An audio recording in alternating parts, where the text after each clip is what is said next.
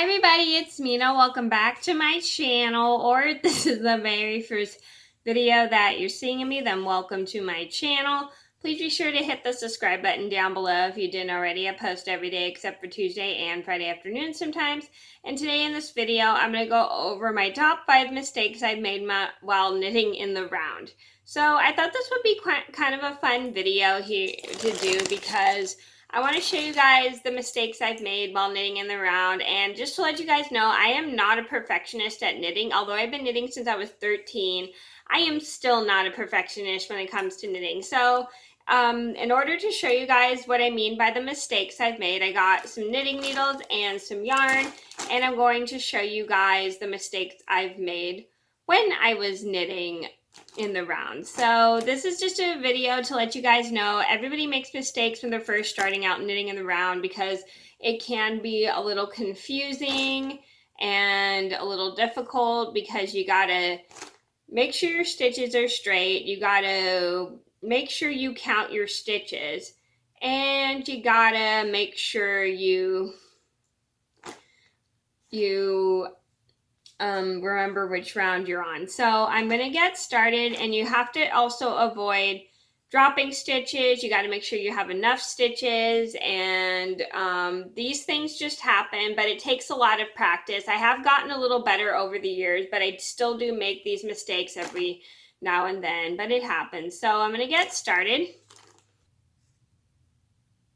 So in order to show you guys what I'm talking about, I'm going to put my knitting needles this way so you guys can see what I mean. Sorry if the needles get in the way. So number 1 on my list would have to be twisting my stitches. Sorry for the distraction of my mirror if you can see it well. So I don't know if you could tell right here, but I have some twisted stitches, and this definitely has happened to me while knitting. So I'm pretending I'm knitting like I'm doing the magic loop method right here, as you can see. So I have had this problem before when I first started knitting in the round, is I've definitely, whoa. I've definitely twisted my stitches, as you can see. So yeah, hope you can see. I definitely have pretended to twist my stitches. I only just showed this to you guys so you guys can see what twisted stitches look like. So this does happen when you don't make sure your stitches are straight before you start knitting in the round, because twisted rounds cannot be fixed. You would have to rip back completely. I've definitely had my stitches twisted whenever I was knitting in the round, and I did end up with a Mobius strip, which kind of sucks.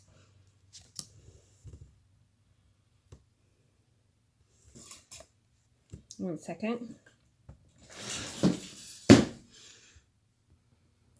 So this is what it looks like when your stitches are kind of like twisted, if you could see that. So I've definitely done that before whenever I was knitting, is I forgot to make sure my stitches are straight before I put it together in the round. And I've definitely ended up with a Mobius strip, but I have learned my lesson to always make sure your stitches are straight.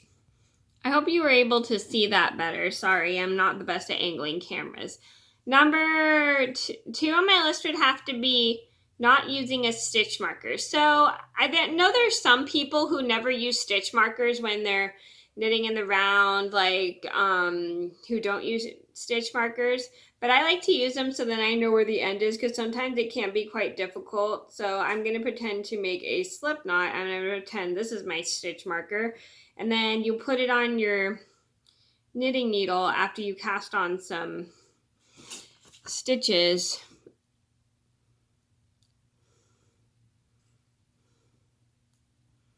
So let's pretend I'm casting on some stitches and I have a stitch marker right here. So I've definitely not used a stitch marker, and I have gotten lost where the end of my round was, but I was able to find it because of the tail most of the time. But they always say it's good to use a stitch marker so then you can see where the end of your round is. Number 3 on my list would have to be casting on too many stitches. Yes, I've definitely had moments where I've cast on way too many stitches than my pattern required, but that was just an accident because I would be casting on so many stitches on my knitting needle that I wouldn't that I wasn't counting my stitches.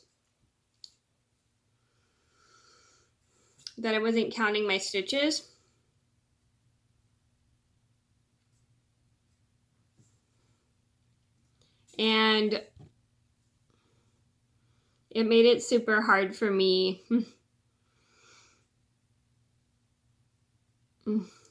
to have a lot of stitches on my needle. So that definitely has happened. I've accidentally forgot to count my stitches and I would cast on more than I was supposed to have for my pattern. So that's okay. I mean, those mistakes can be fixed, but just make sure you fix them before you start knitting. Number 4 on my list would have to be casting on fewer stitches. That has definitely happened to me. I think I casted on an odd number of stitches when I was supposed to be casting on an even number of stitches. That was because like I said, I forgot to count my stitches and I went ahead of myself and I was not paying attention and I kept casting on and casting on and casting on, that I was not counting my stitches clear enough. So a good tip is when you're casting on a certain amount of stitches for knitting, you should always count your stitches to make sure you have the right amount. And I have moments where I've cast on too many or less stitches than I need. So it happens, but we all learn from our mistakes. So always make sure as you're casting on, I'll show you an example. So just make sure as you're casting on, you cast on as you count. So this is 1 stitch and I've got 2, 3, 4, 5, 6, 7, 8, 9, and 10. So you just cast on 11, 12 as you go. Oh, I usually just like to do that, 13, 14, and it helps me stay more organized of how many stitches I cast on. I think one thing that people will accidentally do is they'll accidentally forget to count the slip knot as an actual stitch. So that's what I think confuses some people. As I've noticed, there were a few people who have cast on a lot more stitches because they forgot to count the slip knot as a stitch. Number 4 on my list had to be casting on fewer stitches. So I've definitely had moments where I'd be casting on too fast, like this, like see how fast I'm casting on, and I'm not really paying attention and I'm keeping to cast on, and I would just cast on, cast on, cast on, cast on, and as I'm casting on, I'm not paying attention. I would have fewer stitches than I was supposed to for my pattern. That definitely has happened to me. It's like sometimes when I count in my head, I lose track of what number I'm at. So I definitely will keep casting on, casting on, casting on, or sometimes I'll stop casting on when I'm not paying attention and then I'll forget what stitch I'm on if I'm casting on so many stitches.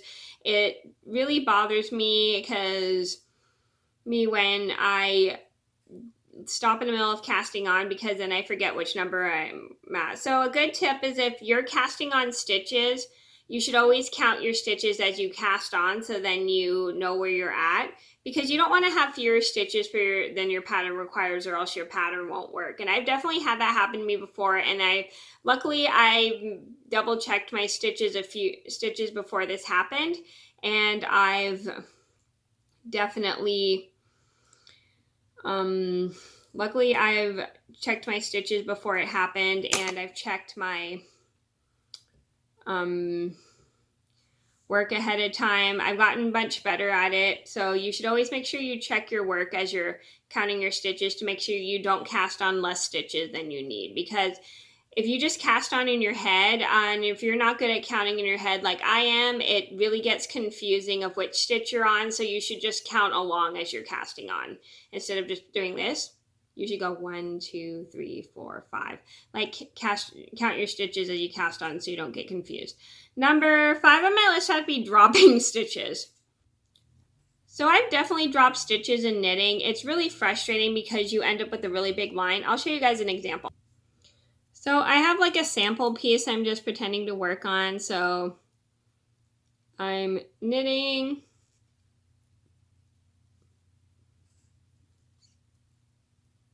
And then I'm not paying attention, and then let me put this closer so you can see. And then I'm not paying attention, I'm slipping the stitch off, and then I dropped a stitch.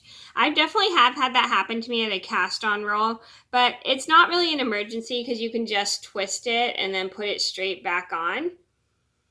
on. So, but if you do it in like a couple of rows where you've dropped a few stitches, it is very difficult to do it with textured stitches, so you would have to rip back all the way. But if you're doing plain stockinette, it's super easy to pick up stitches because you just use a crochet hook. And I have a video of how to pick up stitches with a crochet hook, which I'll link down below if you didn't see. So I've definitely done that when I was knitting in the round, and I've ended up with some really big strips, and it does get quite frustrating, but it happens. I mean, we all make mistakes when it comes to knitting, but we all definitely learn from our mistakes. So those are my top 5 mistakes I've made while knitting in the round. I hope you guys enjoyed the video. Thank you so much for watching. Please be sure to like and subscribe if you haven't already. And wow, this video is 10 minutes long, even though I only talked about 5 things. Thank you so much for watching. Please be sure to like and subscribe if you haven't already. I post every day except for Tuesday and Friday afternoon sometimes, and I'll see you in another video soon. Bye!